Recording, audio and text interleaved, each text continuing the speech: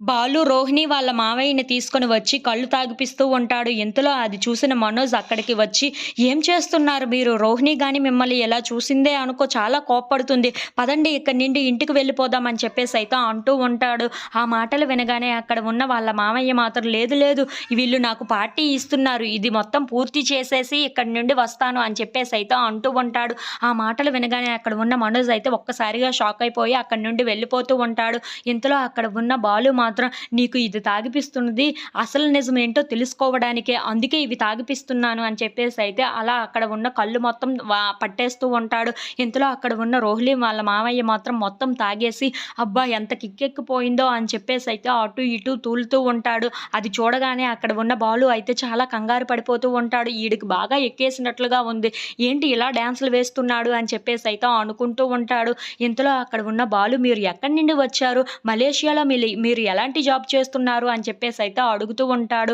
ఆ మాటలు వినగానే అక్కడ ఉన్న వాళ్ళ రోహిణి వాళ్ళ మామయ్య మాత్రం, "నేను చాలా ఫేమస్ మా దగ్గర. నేను చేస్తున్న జాబ్ ఏంటో తెలుసా" అని చెప్పేసైతే అక్కడ ఉన్న వాళ్ళందరికీ చెప్తూ ఉంటాడు.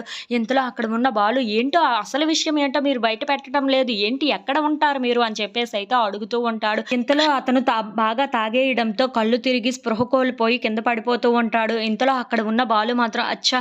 తెలియలేదే సరిగ్గా, ఆవిడ ఏమి నోరు విప్పలేదే. ఎలాగైనా సరే వీడి దగ్గర నుండి గుట్టు విప్పుదాం అనుకున్నాను. కానీ అది సాధ్యం కాలేదు. వీడు ఇంటికి వెళ్ళేలోపు ఎలాగో ఒకలాగా నేను ఇతని గుట్టు ఏంటో తెలుసుకోవాలి" అని చెప్పేసైతే అనుకుంటూ ఉంటాడు. If you like this video please subscribe.